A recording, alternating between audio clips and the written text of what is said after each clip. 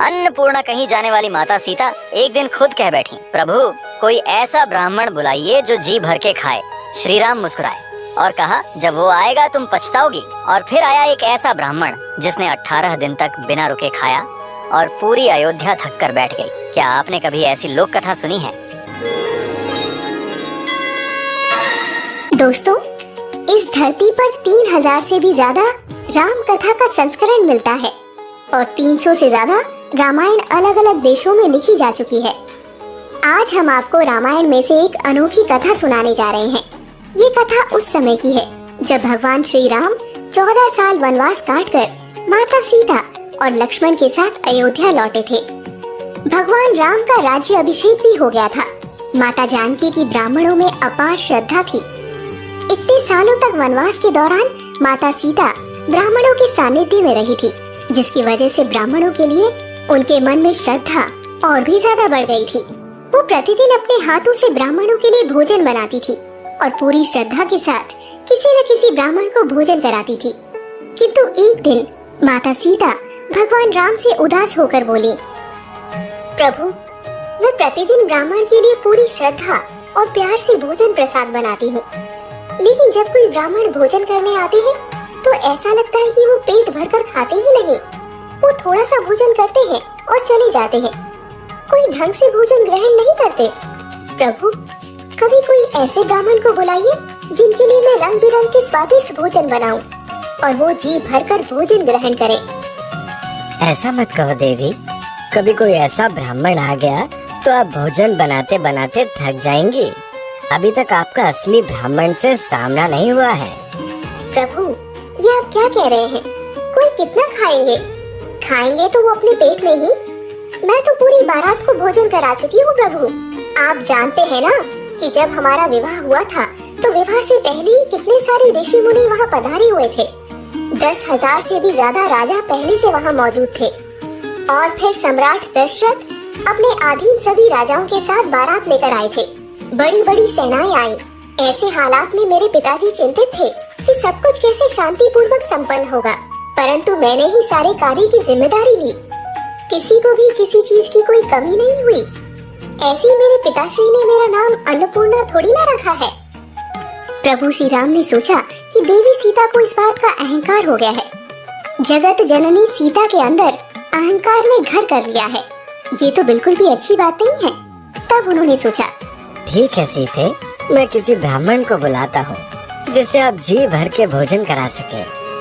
इसके पश्चात भगवान श्री राम ध्यान लगाते हैं और अगस्त मुनि के ध्यान में पहुंच जाते हैं। ये वही अगस्त मुनि हैं जिन्होंने मात्र 3 अंजलि में पूरे समुद्र को पी लिया था। ध्यान में ही वो श्री राम से बात करते हैं और पूछते हैं, क्या आज्ञा है प्रभु?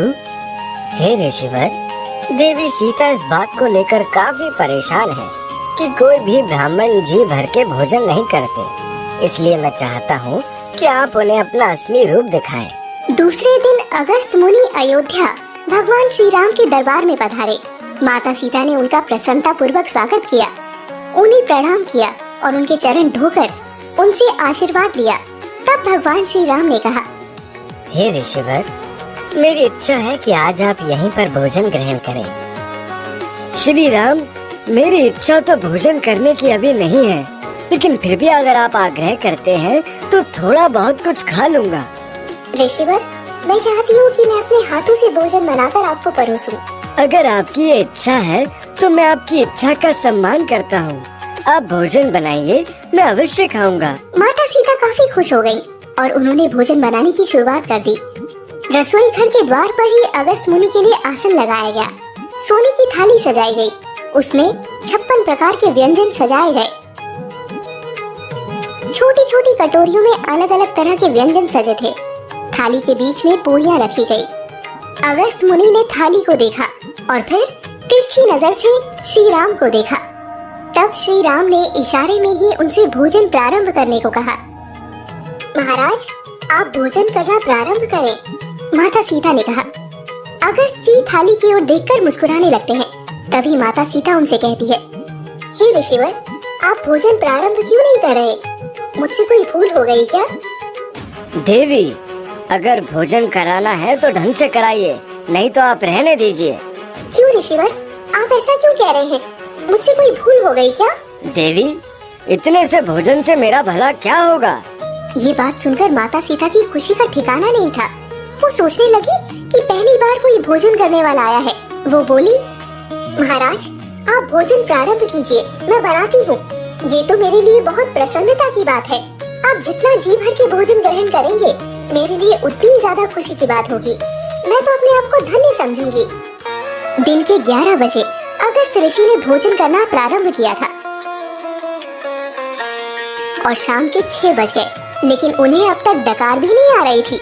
भाई, इन ब्राह्मण देवता का खाना तो रुकने का नाम ही नहीं ले रहा। अगर अब तक की कहानी मजेदार लग रही हो तो कमेंट में सीताराम लिखकर तुरंत एक लाइक कर दो और देखो आगे क्या होता है। जानकी जी ने कई बार आटा गूंथ लिया। जब सायकाल हो गई तो माता सीता ने अगस्त ऋषि से पूछा, ऋषिवर कुछ और लाऊं? अगस्त मुनि ने जवाब दिया, अभी तो ठीक ढंग से शुरुआत भी नहीं हुई है देवी, आप अभी से पूछने लगी? नहीं बाबा, ऐसी कोई बात नहीं है। आप प्रेम से भोजन ग्रहण कीजिए, मैं अभी लाती हूँ। तब माता सीता ने गणेश जी की दोनों पत्नियों रिद्धि और सिद्धि का आह्वान किया। दोनों देवी माता के बुलाने पर हाजिर हो गई और बोली, माता आपने हमें कैसे याद किया? देखिए महाराज अगस्त मुनि भोजन कर रहे हैं। चाहे कुछ भी हो जाए, वो भूखे नहीं उठने चाहिए। इसीलिए मैंने आप दोनों को मदद के लिए बुलाया है। जैसे आपकी आज्ञा माता। सारे भंडार खोल दो, किसी भी चीज की कोई कमी नहीं होनी चाहिए। माता सीता ने दासियों से कहा। अब सबके साथ रिद्धि और सिद्धि भी पूरियां बनाकर महाराज को परोसने लगी और अगस्त मुनि बड़े प्रेम से भोजन करते जा रहे थे। इस तरह 3 दिन और 3 रात्रि व्यतीत हो गए, लेकिन उन्होंने डकार तक नहीं लिया था। अब रिद्धि सिद्धि भी परेशान हो गयी। तब माता सीता ने भगवान गणेश का आह्वान किया। तब गणेश जी हलवाई बनकर आ गए और बोले, मैं देखता हूँ ऋषि अगस्त मुनि का पेट कैसे नहीं भरता है। क्या वो मुझसे भी बड़े पेटू हैं? गणेश जी भी भोजन पकाने में लग गए। सब मिलकर भोजन पकाने में लगे थे। इधर ऋषि अगस्त का पेट भरने का नाम ही नहीं ले रहा था। अब गणेश जी भी परेशान होने लगे। अब 9 निधियों को भी बुलाया गया। सब मिलकर भोजन पकाने लगे।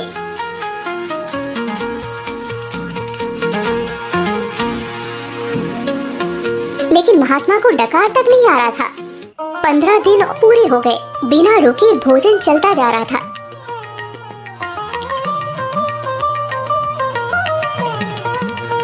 अब सीता माता अगस्त मुनि के पास आई और सोने की थाली हटाकर बड़ी सी परात रख दी। अगस्त जी भोजन किए जा रहे थे। अब 16वां दिन भी पूरा हो गया, लेकिन अगस्त जी के चेहरे पर कोई शिकन तक नहीं था। अब माता सीता ने त्रिदेवियों को याद किया। माता लक्ष्मी, सावित्री और पार्वती जी भी माता सीता की मदद करने आ गई। उन सब के अलावा महल की सारी महिलाएं तो सेवा में पहले से लगी थी। अब बनाते बनाते और खिलाते खिलाते त्रिदेवियां भी विफल होने लगी। अब माता सीता ने अपने शरीर से बहुत सारी देवियों को प्रकट कर लिया। सबके सब सेवा में लगी थी। अब तो महल के भंडार भी खत्म होने के कगार पर आ गए थे। लेकिन अगस्त जी का पेट नहीं भर रहा था। माता सीता ने देवियों से कहा, जल्दी करें, ऋषि अगस्त का थाल खाली होने वाला है। वो किसी भी सूरत में निराश नहीं होने चाहिए। अब भोजन का 17वां दिन चलने लगा। अब जानकी जी आई और बोली, प्रणाम ऋषिवर। सौभाग्यवती रहें देवी, माफ कीजिए, अभी मैं आपसे कोई बात नहीं कर सकता क्योंकि अभी मैं भोजन में व्यस्त हूँ। आपसे मैं बाद में वार्ता करूँगा। माता सीता ने कहा, मैं कोई वार्ता करने नहीं आई महाराज। मैं तो बस इतना कहने आई हूँ कि जब आधा भोजन हो जाए तो पानी भी पी लेना चाहिए। चिंता मत करो बेटी, जब आधा भोजन हो जाएगा तो पानी भी पी लूँगा। अब जानकी जी मन ही मन सोचने लगी, हे भगवान, ये कैसे महात्मा है? अभी इनका आधा भोजन भी नहीं हुआ है। वो तो लगातार बिना रुके भोजन किए जा रहे थे। अब 17वें दिन सायकाल का समय हुआ। तब श्री राम भगवान आए तो उन्होंने देखा कि देवी सीता बहुत चिंतित है। गणपति महाराज भी चिंता में है। सबके सब हार मान चुके हैं। तब राम जी ने माता सीता से कहा, क्यों देवी, महाराज का भोजन ठीक ठाक चल रहा है ना? स्वामी, इनका तो पेट भरने का नाम ही नहीं ले रहा। हम सब मिलकर भोजन बनाते बनाते थक चुके। भंडार भी खाली होने वाला है। क्या करें प्रभु, कुछ समझ में नहीं आ रहा। प्रभु, अब दोबारा से ऐसे ब्राह्मण को फिर कभी भोजन के लिए मत बुलाना। अब तो 18 दिन पूरे हो गए, लेकिन उनका पेट है कि भर ही नहीं रहा। परंतु देवी, आप ही तो रोज कहती थी कि कोई ढंग से भोजन नहीं करता। अब करवाएं उन्हें भोजन। मुझे क्षमा करे स्वामी, अब आगे से भूल कर भी ऐसा नहीं कहूँगी, लेकिन ऐसी कृपा कीजिए प्रभु कि ये ब्राह्मण हमारे घर से भूखे ना जाएं। तब महाराज राम रसोई घर के द्वार पर गए। उन्होंने देखा ऋषि अगस्त भोजन कर रहे थे। तब अगस्त मुनि ने भोजन करते करते तिरछी नजर से श्री राम भगवान को देखा और इशारे में पूछा, क्या अब बस कर दें या फिर और खाएं? तब भगवान ने भी इशारे में कहा, बस अब रहने दें। तब जाकर 18वें दिन शाम को अगस्त मुनि को डकार आई। तब उन्होंने कहा, लाइए देवी, अब आधा भोजन हो गया, पानी पिलाइए। राम भगवान ने कहा, देवी, अगस्त मुनि के लिए जल लाइए। माता सीता अगस्त मुनि को अब तक समझ चुकी थी। ऐसे में उन्होंने कहा, हमारे पास इतने जल की कोई व्यवस्था नहीं है ऋषिवर, इतना पानी हम कहाँ से लाएंगे? 2-4 घड़ी से तो काम चलेगा नहीं। बेटी, पानी भी पीते हैं तो फिर ढंग से पीते हैं, ऐसे रोज रोज तो पीते नहीं, कभी कभार पीते हैं। तो महाराज, पानी की व्यवस्था तो नहीं हो पाएगी। एक काम करिए, आप तो योगी हैं, कई कई दिनों तक भूख प्यास को रोक लेते हैं।